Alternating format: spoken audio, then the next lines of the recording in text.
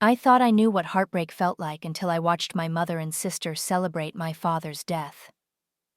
My name is Skylar, and I'm 28 years old. 3 days ago, I buried the only person in my family who ever loved me. Yesterday, I learned what betrayal really means. Skylar, we need to talk. My mother, Teresa, stood in the doorway of what used to be my childhood bedroom, her perfectly manicured nails drumming against the frame. She'd already changed out of her funeral black into a crisp white blouse. Symbolic, I guess. I was folding Dad's sweaters, the ones I'd helped him pick out during his chemo treatments. The smell of his cologne still clung to the wool. Can this wait? I'm trying to. No, it can't wait. My sister Valeria pushed past Mom, her heels clicking on the hardwood floor. Even in grief, she looked like she'd stepped out of a magazine. We've been patient enough. Patient. Right. They'd been so patient during Dad's 3-year battle with cancer. So patient that they visited maybe twice a month while I moved back home to become his full-time caregiver. So patient that they couldn't be bothered to help with doctor appointments, medication schedules, or holding his hand during the bad nights. Sit down, Teresa commanded, gesturing to my old desk chair. I'm fine standing. Valeria rolled her eyes. God, you're so dramatic. Just sit. I stayed standing. After years of being ordered around by these two, I'd learned to pick my battles. This felt like one worth fighting. Teresa pulled out a folded paper from her purse. This is a check for $10,000. I stared at it. What's this for? Payment for services, Valeria said, examining her nails. You know, for taking care of Dad all those years. Consider it your inheritance. The words hit me like a slap. My inheritance? Well, you didn't think you were getting the house, did you? Teresa's laugh was sharp. Valeria and I are the executors of your father's will. The house goes to us along with everything else. I felt the floor shift beneath me. That's not. Dad wouldn't. Wouldn't what? Leave his house to his wife and successful daughter? Valeria's voice dripped with fake sympathy. Skylar, you're almost 30 and you've never had a real job. You've been living here rent-free for 3 years.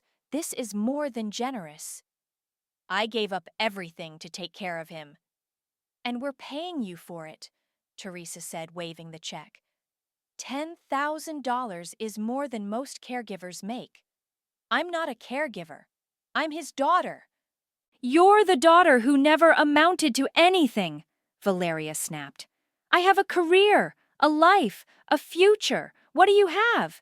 You dropped out of college. You've never held a job for more than 6 months, and you've been playing house with a dying man for 3 years? The cruelty in her voice was breathtaking. This was my sister, talking about our father like he was a burden I'd volunteered for out of boredom. He needed me, I whispered. He needed professional care, Teresa said. But you convinced him you could handle it. Well, congratulations. You handled it right into the grave. The accusation hung in the air like poison. They were blaming me for Dad's death. After everything I'd sacrificed, every sleepless night, every moment of watching him fade away, they were making it my fault. You have until Sunday to pack your things and get out, Valeria continued. We're having the house appraised next week. Where am I supposed to go? That's not our problem, Teresa said, placing the check on my dresser. You're a grown woman. Figure it out. They turned to leave, but Valeria paused at the door. Oh, and Skylar, don't think about contesting this. The will is ironclad. Dad made sure of that. After they left, I sat on my bed holding one of Dad's sweaters, staring at that check. $10,000 for 3 years of my life. For giving up my apartment, my job, my friends. For becoming a ghost so he wouldn't have to die alone. But as I sat there, something Dad said during his last lucid moment came back to me. I'd been adjusting his pillows when he grabbed my hand with surprising strength. Don't let them take everything from you, sweetheart, he'd whispered, his eyes more focused than they'd been in weeks. Promise me. I'd thought he was talking about memories, about not letting grief consume me. Now I wondered if he meant something else entirely. I picked up the check and tore it into pieces. The next morning I woke up to the sound of laughter echoing through the house. My house, apparently, for exactly 4 more days. I crept downstairs and found them in the kitchen. Teresa, Valeria, and Valeria's boyfriend Brody, spread around the table with coffee and what looked like home renovation magazines. "We could knock out this wall entirely," Valeria was saying, gesturing wildly. "Open concept is so much more modern." "And expensive," Brody added, but he was grinning. "Good thing we can afford it now." Teresa flipped through a magazine. "I've always hated this kitchen. Your father had no taste." They were redecorating. Dad had been dead for 4 days, and they were already planning to erase every trace of him. "Morning, sunshine," Valeria called out when she spotted me. "Sleep well in your last few nights of free rent?" I poured myself coffee without answering. "We were just discussing the renovations," Teresa said, not looking up from her magazine. "Brody has some wonderful ideas." Brody puffed up like a peacock. He was one of those guys who thought an expensive haircut and designer jeans made up for having the personality of wet cardboard. "I'm thinking we gut the whole first floor, really modernize the space." "How much is that going to cost?" I asked. "Why do you care?" Valeria laughed. "It's not your money. Just curious how you're planning to pay for it." The three of them exchanged glances. Teresa's smile tightened. "We have plenty of resources, dear." "From Dad's life insurance?" "Among other things," Valeria said vaguely. "The house alone is worth at least $400,000, plus his savings, investments, pension." She trailed off, but I could practically see dollar signs in her eyes. "Speaking of which," Teresa said, "we need to go through his papers today, sort out all the financial stuff." "I can help with that," I offered.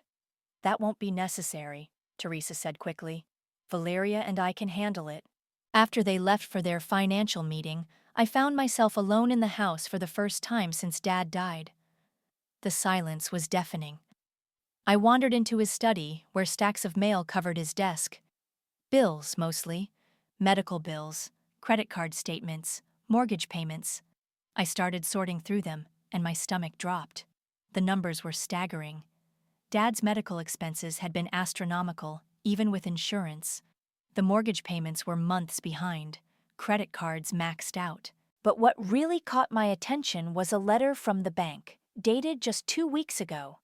A foreclosure notice. I was still staring at it when my phone buzzed. A text from Luke, my childhood friend who'd become a lawyer like his dad. "Hey, heard about your dad. So sorry. Coffee sometime this week?" I hadn't talked to Luke in months, but suddenly I needed to hear a friendly voice. "Can you talk now?" I texted back. He called within minutes. "Skylar, I'm so sorry about your dad. How are you holding up?" "I've been better." I found myself telling him everything: the eviction, the check, the renovation plans. "Luke, something doesn't feel right about all this." "What do you mean?" "They're acting like they've won the lottery, but I'm looking at Dad's bills right now and—" I paused, studying the foreclosure notice. "I don't think there's any money left." "Have you seen the will?" "No. They said they're the executors, that everything goes to them." Luke was quiet for a moment. "Skylar, who was your dad's lawyer?" "Carson Whitney. He's been the family attorney forever." "I know Carson. Good guy. Listen, you have a right to see that will, executor or not. You're still his daughter." "They said it was ironclad." "Maybe it is, but ironclad doesn't mean what they think it means." After we hung up, I sat in Dad's chair, surrounded by his debts and their dreams. The house felt different now, like it was holding its breath. I heard the front door open and quickly shoved the bills back into their pile. "Skylar?" Valeria's voice rang out. "Where are you?" "In Dad's study." She appeared in the doorway, flushed and excited. "We just met with the bank. Everything's going to be fine." "The bank?" "About the mortgage. They're being very accommodating." She practically bounced on her toes. "God, I can't wait to get started on this place. It's going to be amazing." "What about all these bills?" Valeria glanced at the desk dismissively. "What about them? Most of that stuff is just junk mail anyway." She grabbed a stack of envelopes and started tossing them in the trash. Collection agencies, medical billing companies, they just send this stuff to scare people. I watched her throw away what looked like official notices, legal documents, bank statements. Valeria, some of those might be important. Trust me, they're not. She dumped the last handful in the trash. We've got everything under control. As she walked away, humming some pop song, I quietly retrieved the papers from the trash. Everything under control. Right, we'd see about that. Carson's law office hadn't changed since I was a kid. Same leather chairs, same musty smell of old books, same grandfather clock ticking in the corner. But today felt different. Today felt like Judgment Day. "Thank you all for coming," Carson said, settling behind his massive oak desk. He was in his 60s now, silver-haired and dignified, but his eyes looked tired. "I know this is difficult." Teresa and Valeria sat across from him like queens holding court. Valeria had dressed for the occasion in a sleek black dress that probably cost more than my monthly rent used to. Teresa wore pearls and that smug smile she reserved for special occasions. I'd taken the chair in the corner, as far from them as possible. "Let's get this over with," Teresa said, checking her watch.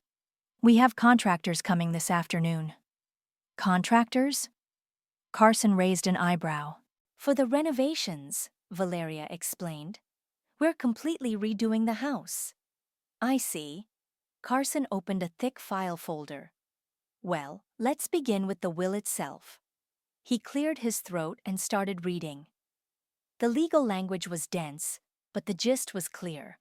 Everything went to Teresa and Valeria. The house, the bank accounts, personal property. All of it. Valeria squeezed Brody's hand. "See? I told you." But Carson wasn't finished. "However, there's also the matter of the trust." "What trust?" Teresa's voice sharpened. "Your husband established a revocable trust 3 years ago. All of his major assets were transferred into it." The room went dead silent. I could hear that grandfather clock ticking like a time bomb. "What does that mean?" Valeria demanded. Carson pulled out another document. "It means the will only covers what remained in his personal name, which I'm afraid isn't much." "How much?" Teresa's voice was barely a whisper. "The house, which has a mortgage balance of $340,000. Current market value is approximately $360,000. So about $20,000 in equity minus outstanding debts." "Outstanding debts?" Brody leaned forward. "Medical bills, credit cards, legal fees, roughly $75,000 total." You could have heard a pin drop. Valeria's face had gone white. "That's impossible," Teresa said. "He had life insurance, savings accounts, investments, all transferred to the trust 3 years ago," Carson confirmed. "Well, who's the beneficiary of the trust?" Valeria's voice cracked. Carson looked directly at me. "Skylar." The explosion was immediate. "What?" Valeria shot to her feet. "That's impossible!" "There has to be a mistake," Teresa said, her voice rising. He couldn't." "I assure you there's no mistake." Carson pulled out a thick envelope. "Skylar, this is for you."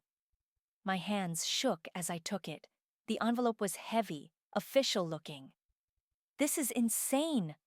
Valeria was pacing now. "She manipulated him.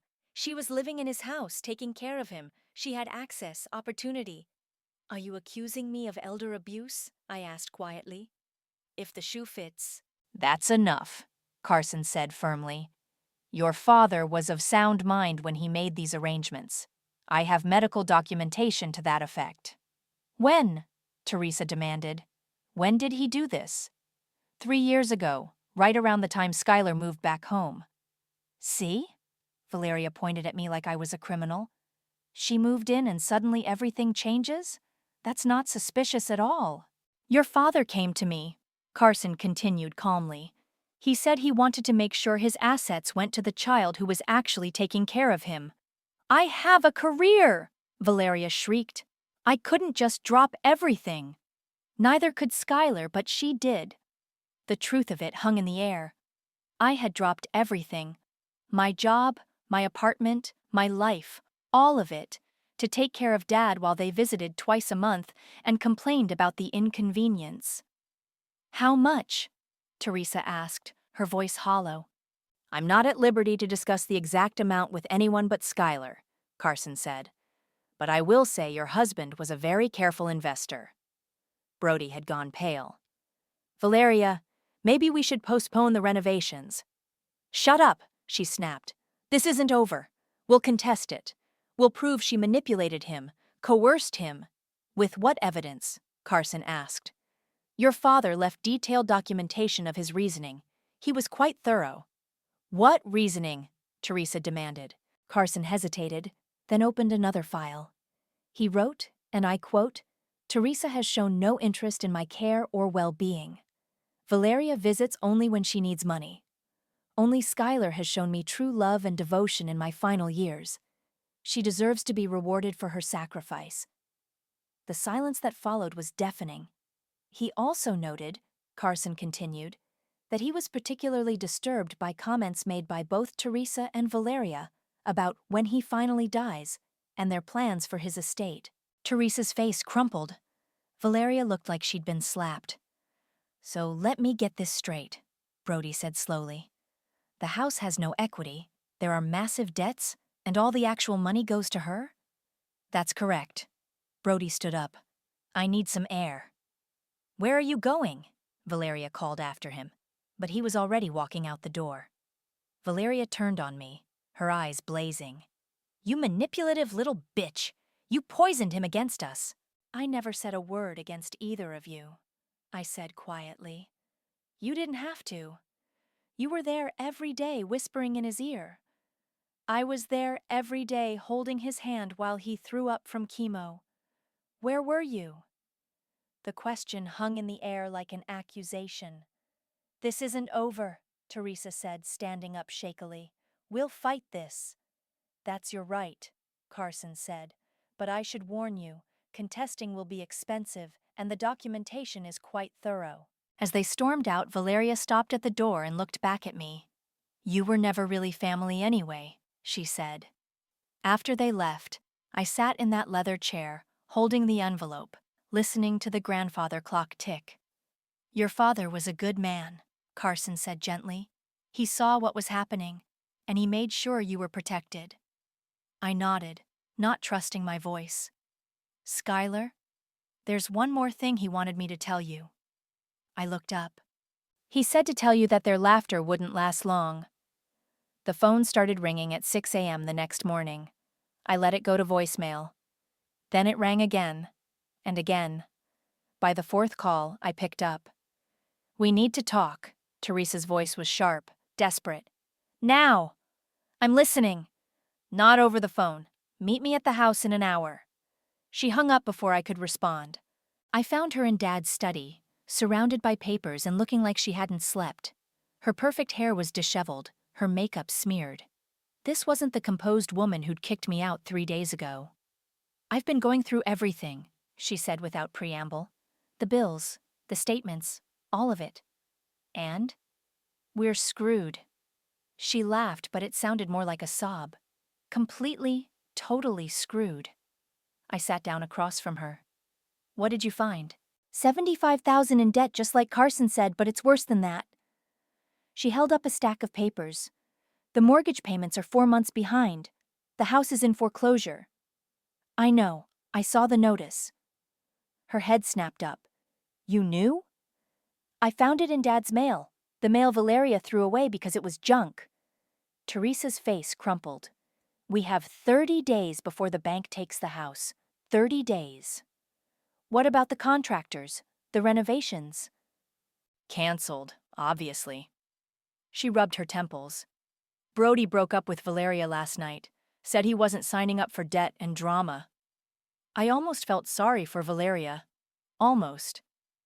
"Where is she now?" "Upstairs, crying into a bottle of wine. She's convinced this is all your fault." "My fault?" "She thinks you manipulated Dad into changing his will. She wants to hire a lawyer, contest the trust." "With what money?" Teresa's laugh was bitter. Exactly. We can't afford groceries, let alone legal fees. The front door slammed, and we heard heels clicking on the hardwood. Valeria appeared in the doorway, still in yesterday's clothes. Mascara streaked down her cheeks. You. She pointed at me with a shaking finger. This is all because of you. Valeria, don't start, Teresa warned. No, I'm done being quiet. Valeria's voice was shrill. She moved in here and poisoned Dad against us. She made him think we didn't care. Did you care? I asked quietly. Of course I cared. He was my father. When was the last time you visited him before he got sick? Valeria's mouth opened and closed like a fish. Christmas 2 years ago, I continued. You came for dinner, complained about the food, and left early because you had a party to go to. That's not... And you, Mom? I turned to Teresa. You spent more time at the country club than you did with your dying husband. I was dealing with my grief in my own way. By playing tennis and gossiping with your friends? How dare you judge me? Teresa stood up, her face flushed. I was married to that man for 32 years. And I took care of him for the last 3 while you pretended he didn't exist. The words hung in the air like a slap. Teresa sank back into her chair. We need to focus on solutions, she said finally. Not blame. What solutions? Valeria laughed hysterically. We're broke. The house is being foreclosed on. My boyfriend dumped me. My friends are already talking about how pathetic I am. Your friends? I raised an eyebrow. Laura called this morning. Apparently word is getting around about our financial difficulties. She was very concerned.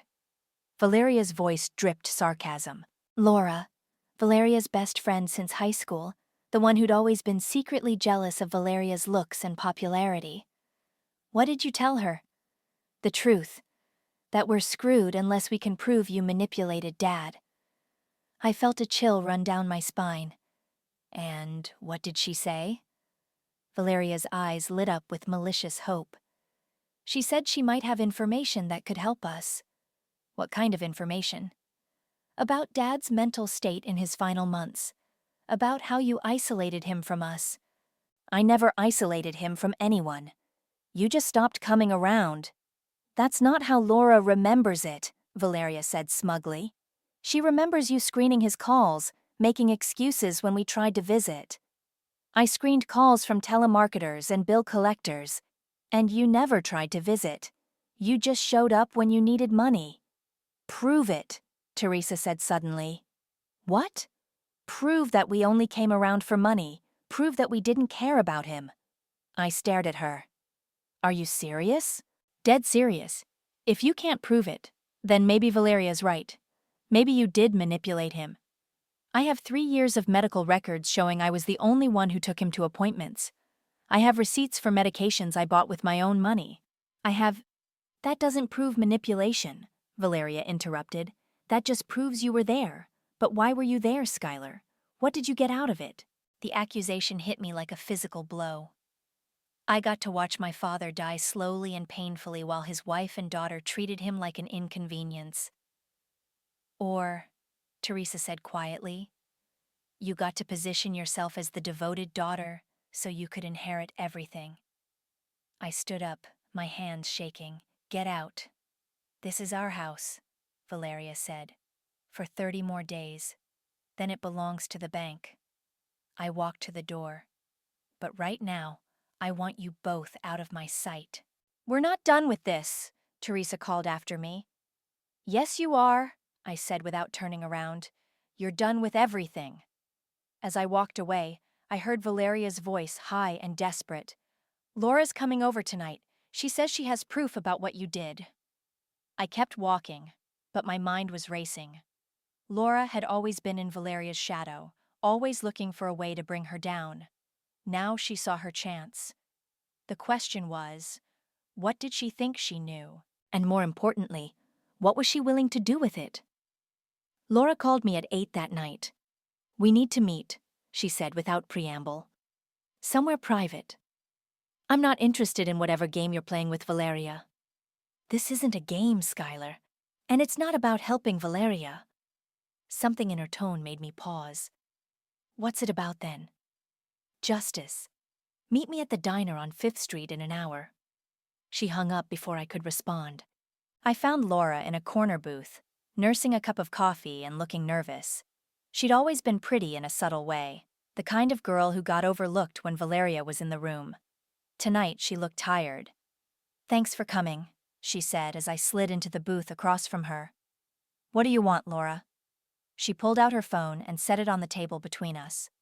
"First, I want you to know that I'm recording this conversation." "Why?" "Because what I'm about to tell you could destroy your sister, and I want proof that you heard it from me willingly." I leaned back. "I'm listening." Laura took a shaky breath. "Valeria's been stealing from your dad." "What?"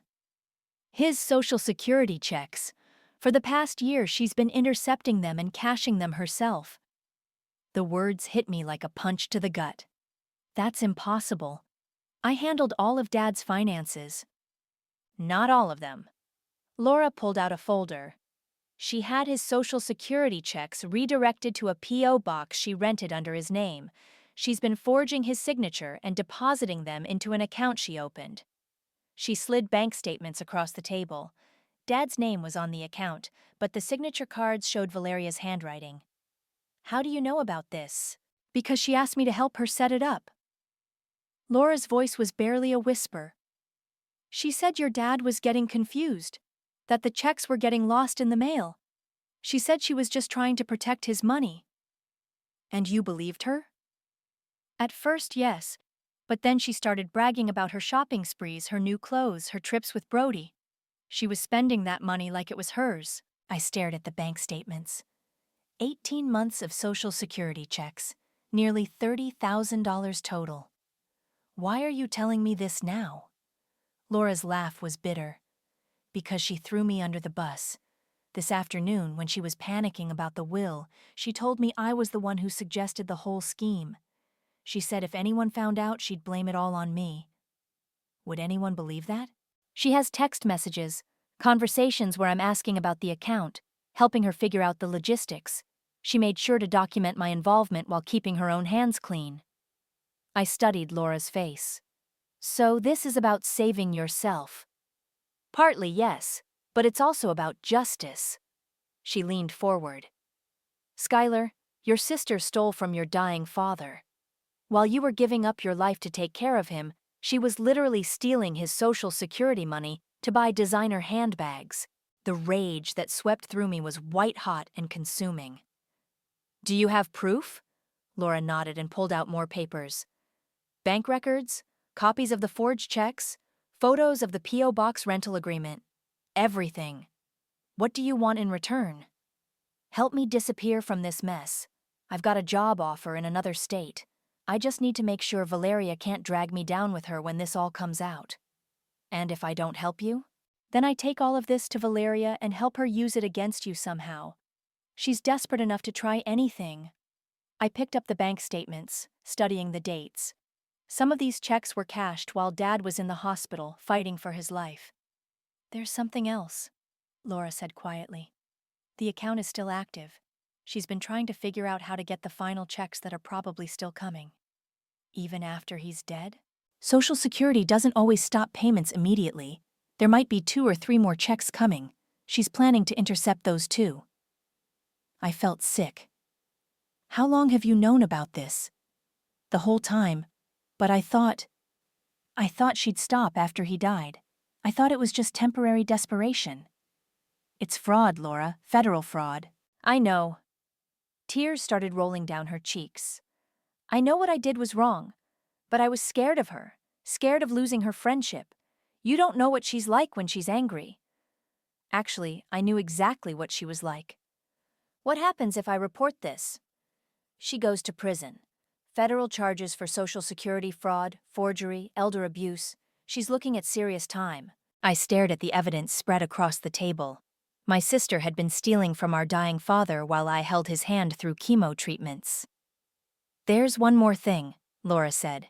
"She's been telling people that you're the one who's been controlling his finances. If this comes out, she's going to try to pin it on you." "But the signatures—" are close enough to cause doubt. She's been practicing forging your handwriting too. The pieces clicked into place. Valeria wasn't just stealing from Dad. She was setting me up to take the fall.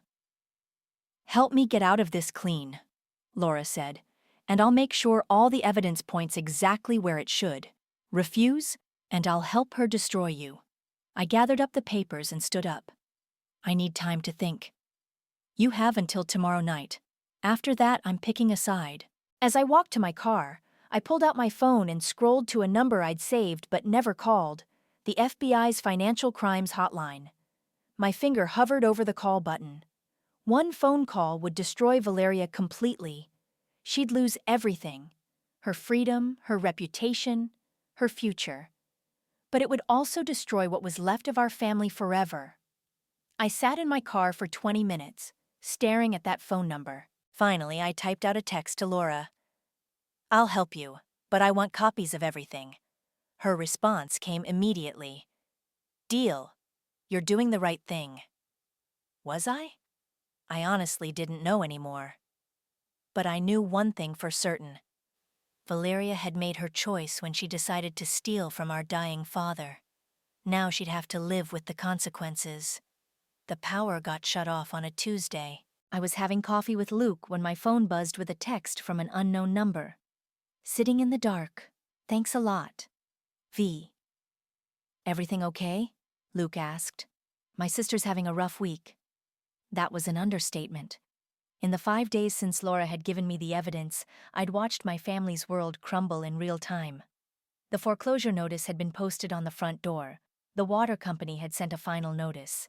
And now the lights were out. "Luke, I need to ask you something," I said. "Hypothetically, if someone was committing Social Security fraud, what would happen to them?"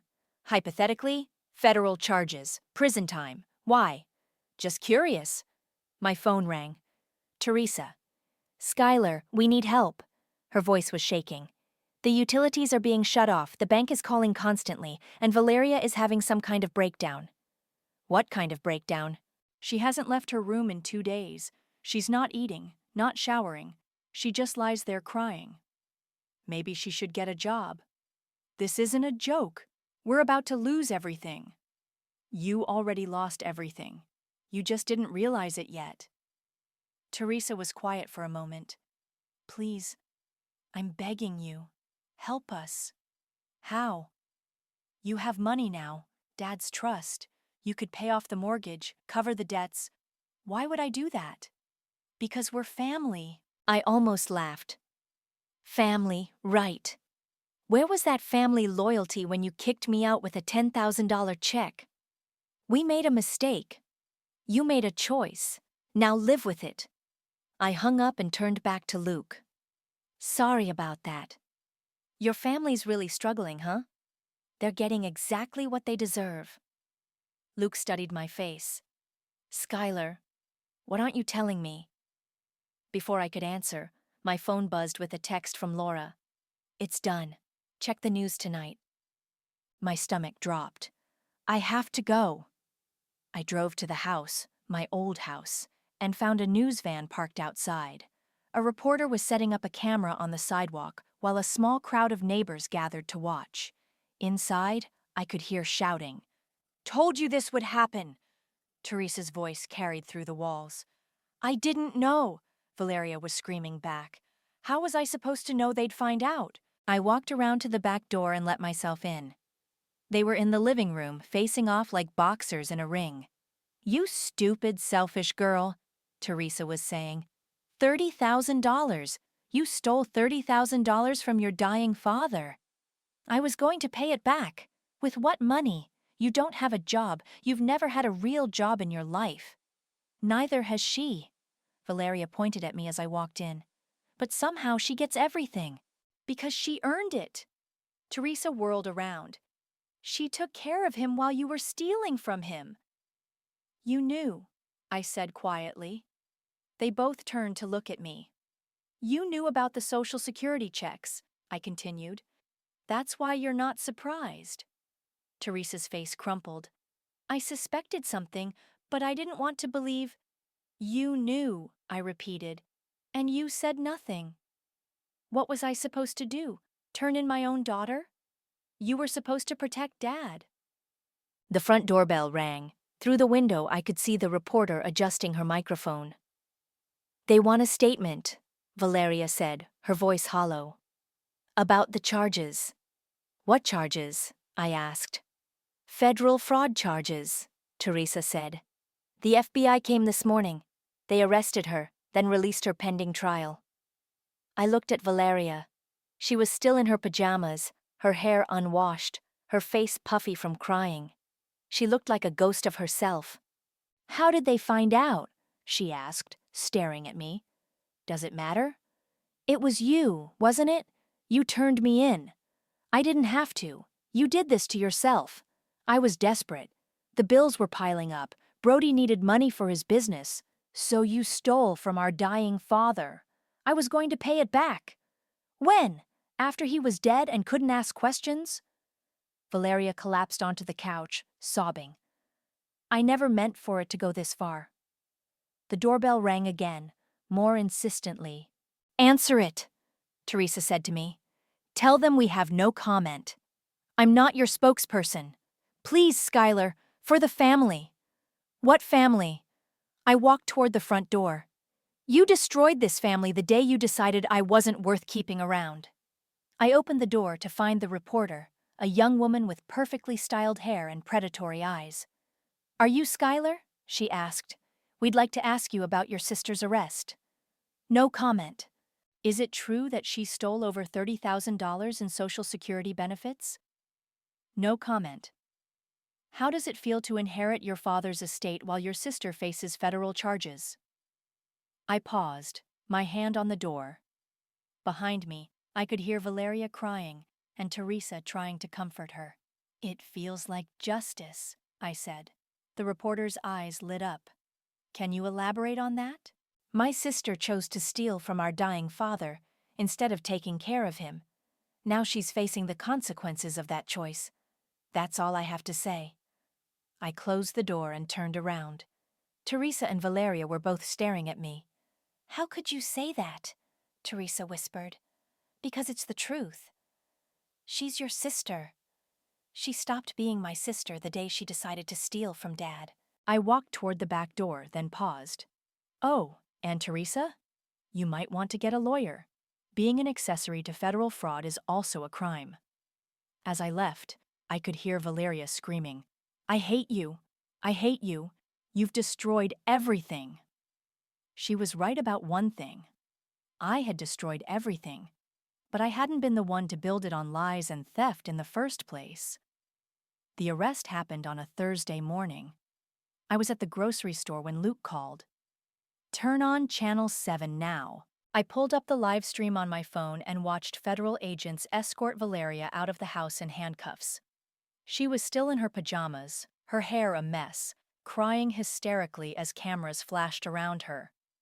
Federal agents arrested Valeria Douglas this morning on charges of Social Security fraud, forgery, and elder abuse, the reporter announced. The alleged crimes took place over an 18-month period while her father was battling terminal cancer. My phone started buzzing with calls. I ignored them all. An hour later, Teresa showed up at my apartment. Let me in, she demanded, pounding on the door. We need to talk. I opened the door to find her disheveled and desperate, clutching a manila envelope. You have to help her, she said, pushing past me into the apartment. She's your sister. She's a criminal. She made a mistake. She made 18 months of mistakes. Every single check she stole was a choice. Teresa threw the envelope on my coffee table. Fine. You want to play hardball? Let's play. What's that? Insurance records, medical records, financial documents. Her voice was shaking with rage. Proof that you manipulated your father into changing his will. I picked up the envelope and looked inside. Bank statements, doctor's notes, insurance claims. This proves I took care of him. It proves you had access to everything. His finances, his medical care, his mental state. Teresa's eyes were wild. A jury will see a pattern of manipulation and control. Good luck proving that.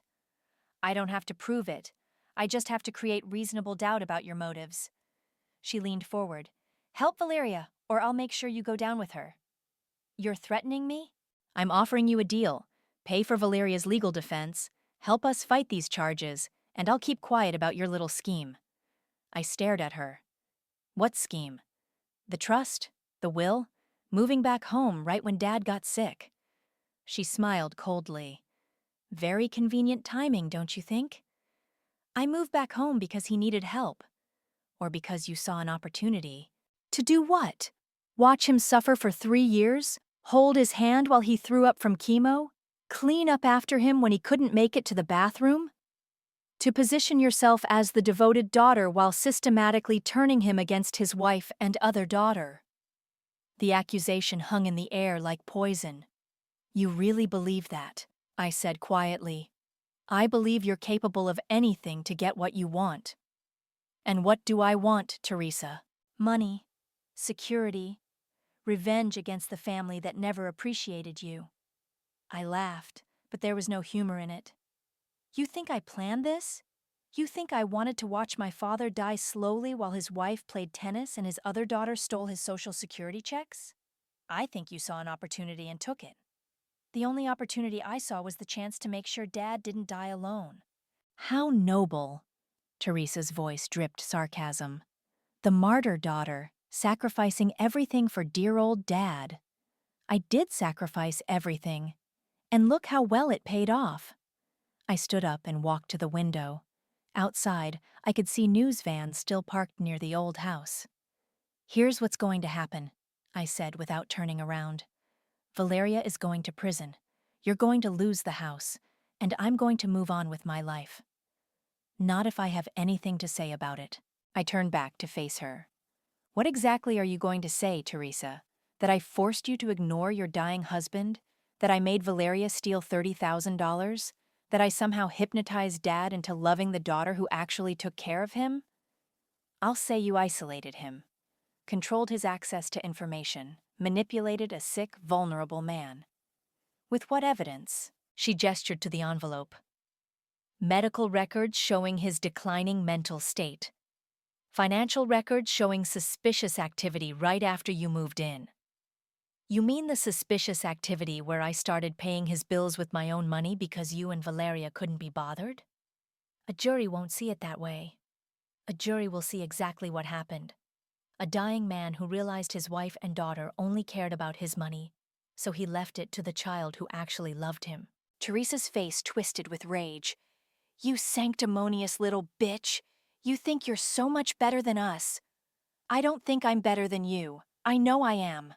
She lunged at me, her hands reaching for my throat. I stepped back and she stumbled, catching herself on the coffee table. You destroyed my family, she screamed. Your family destroyed itself. Valeria could go to prison for 10 years. Good. The word came out flat and cold. Teresa stared at me like I'd slapped her. She's your sister, she whispered. She was my sister. Now she's just someone who stole from our dying father. Teresa gathered up her papers with shaking hands. This isn't over. Yes, it is. She stopped at the door and turned back. You know what the saddest part is? Your father would be ashamed of what you've become. My father would be ashamed of what you let Valeria become. After she left, I sat in my quiet apartment, staring at the news coverage on my phone. They were calling it the inheritance scandal. Valeria's mugshot was everywhere. My phone buzzed with a text from an unknown number. You were never family anyway. I deleted it without responding. Outside, the news vans were finally packing up. The story was moving on to the next tragedy, the next scandal. But for Valeria, the real story was just beginning, and I was the one who'd written the ending. The sentencing hearing was on a cold Tuesday in November. I sat in the back of the courtroom watching Valeria stand before the judge in an orange jumpsuit. She'd lost weight during the months of legal proceedings, her face gaunt and hollow. Teresa sat in the front row, clutching a tissue. Ms. Douglas, the judge said, you've pleaded guilty to federal charges of Social Security fraud, forgery, and elder abuse. Before I pass sentence, do you have anything to say? Valeria's voice was barely a whisper. I'm sorry. I know that doesn't fix anything, but I'm sorry. The court sentences you to 18 months in federal prison, followed by 2 years of supervised probation and full restitution of stolen funds. Teresa let out a sob. Valeria's knees buckled, and the bailiff had to steady her. As they led her away, Valeria turned and looked directly at me. Her eyes weren't angry anymore. They were empty. Outside the courthouse, Teresa was waiting by my car. Satisfied? She asked. No, I said honestly. I'm not. She looked surprised. What do you mean? I mean, this whole thing is just sad. All of it. Then why didn't you help her? Because helping her would have meant enabling her. Dad tried that for years. Look how it turned out. Teresa was quiet for a long moment.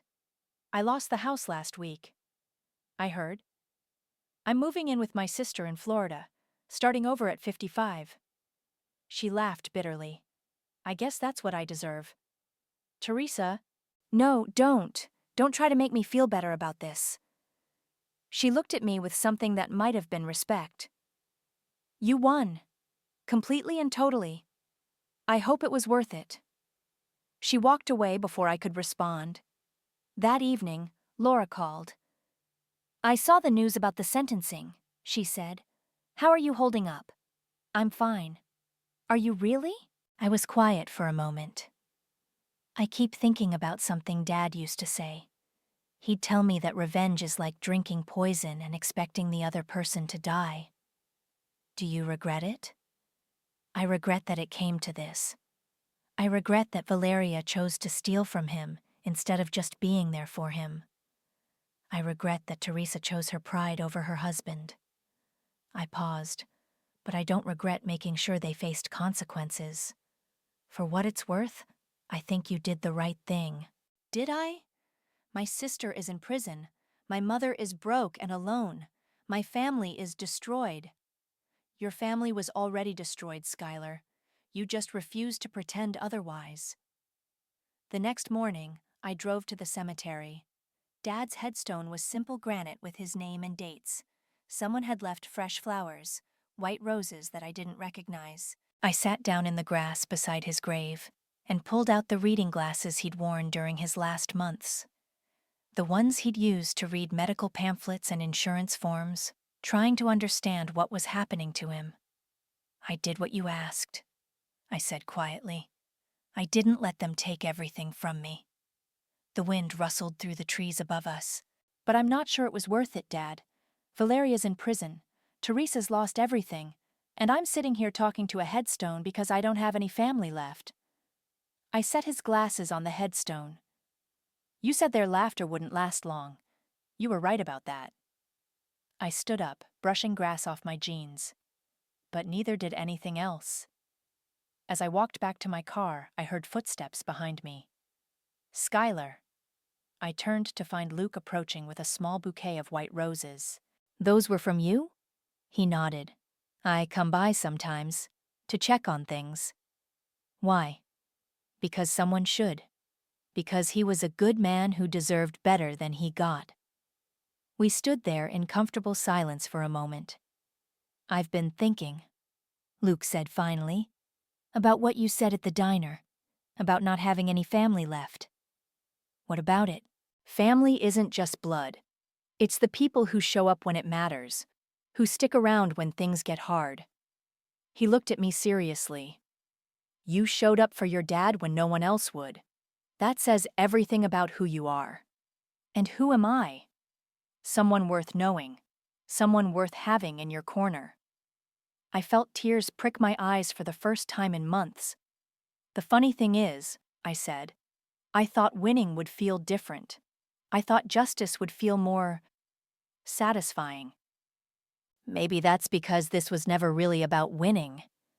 What was it about then? Love. You loved your dad enough to sacrifice everything for him, and he loved you enough to make sure you were protected. Luke put his hand on my shoulder. That's not revenge, Skylar. That's just love with consequences. As we walked back to our cars together, I realized he was right. Dad hadn't set up that trust to hurt Teresa and Valeria. He'd set it up to take care of me. The revenge had been their own doing. I just refused to save them from themselves, and maybe, finally, that was enough.